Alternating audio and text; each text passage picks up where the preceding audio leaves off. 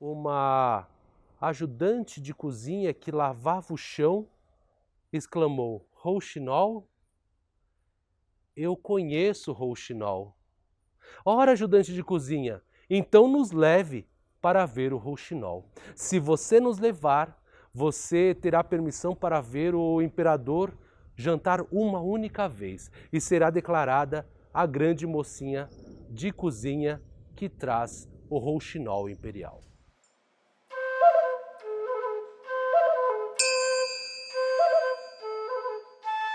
E assim foi acordado, e assim fizeram. A pequena garotinha que limpava o chão se levantou. O primeiro-ministro foi atrás. Depois o mestre da música imperial, o cavaleiro e a dama da corte. Partiram e começaram a descer pelo jardim. O jardim chamava muita atenção pelas cores das flores e pelas sinetas que balançavam com o vento. Eles continuaram a caminhar e a caminhar e a caminhar e a caminhar por um tempo, até que as flores começaram a desaparecer e um grande pasto tomou seu lugar. Era uma grama alta, muito, muito, muito verde. Foi aí que eles ouviram um som. Mas como é lindo esse roxinol, disse o cavaleiro. Eu diria que é tão grave para um ser tão pequenininho como um pássaro, né? Disse a dama da corte. Foi aí que a pequena ajudante de cozinha chamou a atenção. Isso, meus amigos, não é o rouxinol, são as vacas que estão ali a pastar. Ah, as vacas, eu sabia, disse a dama. Então eles continuaram a descer, até que o pasto desapareceu e começou a dar lugar a uma região pantanosa. Naquele pântano, as árvores eram muito altas e, consequentemente, o chão era muito escuro e úmido. Foi aí que eles ouviram.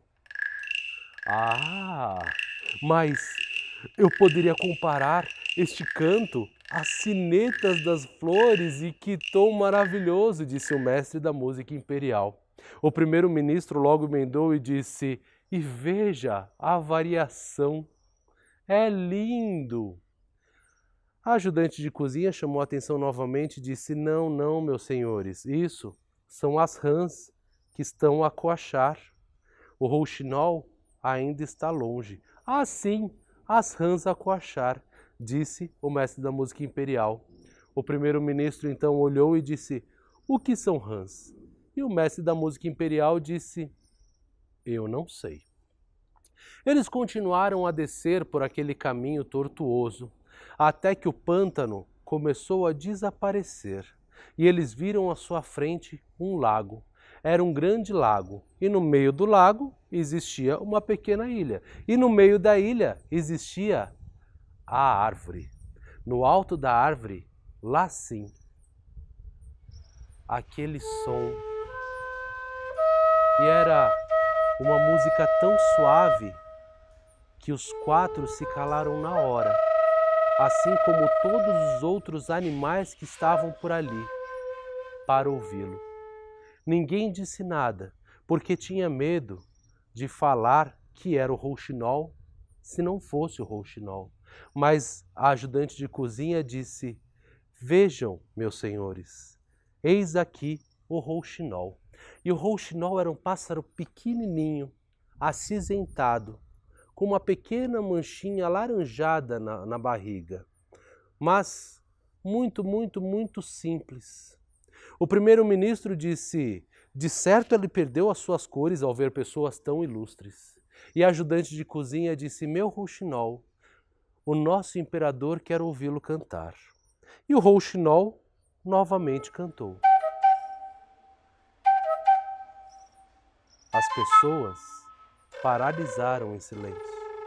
E quando o rouxinol cessou, foi que o primeiro-ministro explicou. Ele não era o imperador. Na verdade, o imperador nunca sai do palácio. O imperador queria ver o rouxinol lá no palácio.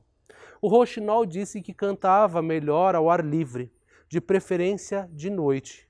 Mesmo assim, veria o imperador. E quando toda a realeza agradeceu, o rouxinol simplesmente bateu asas e foi embora. Todos ficaram com medo. Onde já se viu, o pássaro fugiu. Então voltaram correndo para o palácio, subiram e passaram pelo pântano, depois passaram pelo pasto, depois passaram pelas flores. E quando entraram no palácio foi que viram o imperador no trono e ao seu lado o rouxinol cantava.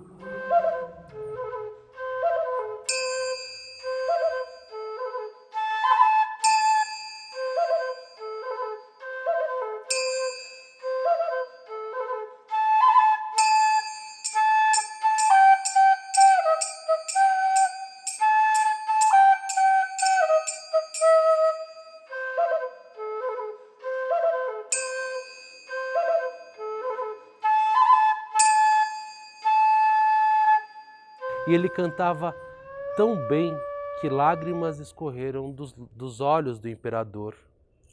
E depois que a música parou, o imperador tirou o seu chinelo de ouro e entregou ao passarinho, que não tinha nada o que fazer com o chinelo, mas que agradeceu e disse que não precisava daquilo. O imperador insistiu, dizendo que ele poderia usar em volta do seu pescoço. O pássaro disse: não, eu já tenho o tesouro maior do mundo, a lágrima de um imperador. A lágrima de um imperador tem algo de mágico e espiritual, e isso eu já tenho. Os dois se cumprimentaram. Então o imperador mandou que trouxessem 10 criados, e cada criado trazia em sua mão uma fita de cetim de uma cor diferente, e todas elas foram amarradas ao pé do pássaro. O pássaro foi colocado num puleiro de ouro. E ele declarou que o rouxinol seria o grande pássaro imperial e que assim viveria no palácio. O rouxinol não sentiu muito à vontade, mas se o imperador manda, o povo faz, inclusive os rouxinóis. E no dia seguinte, o próprio imperador levou o pássaro em praça pública e apresentou o pássaro a toda a população, que ouviu em silêncio aquela canção celestial.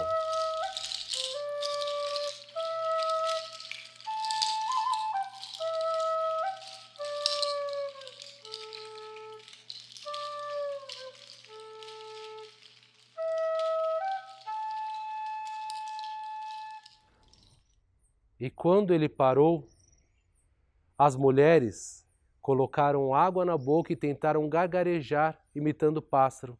Mas não conseguiam, porque o pássaro sempre mudava a canção. E a cada nova canção era uma coisa mais linda do que a outra. Naquele ano, muitos bebês nasceram e todos eles foram batizados de rouxinol. E ninguém mais se cumprimentava com oi, tchau. As pessoas se encontravam e falavam rou, e a outra respondia xinol. E assim, o reino da China foi próspero e feliz.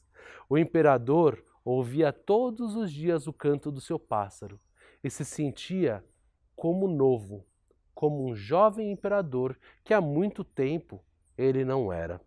O ano inteiro se passou e o mestre da música imperial tentou escrever as canções do rouxinol, mas era um problema porque ele sempre mudava as canções.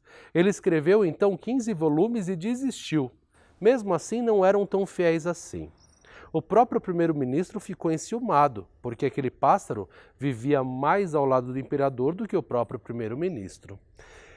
E depois de um ano, um pacote chegou.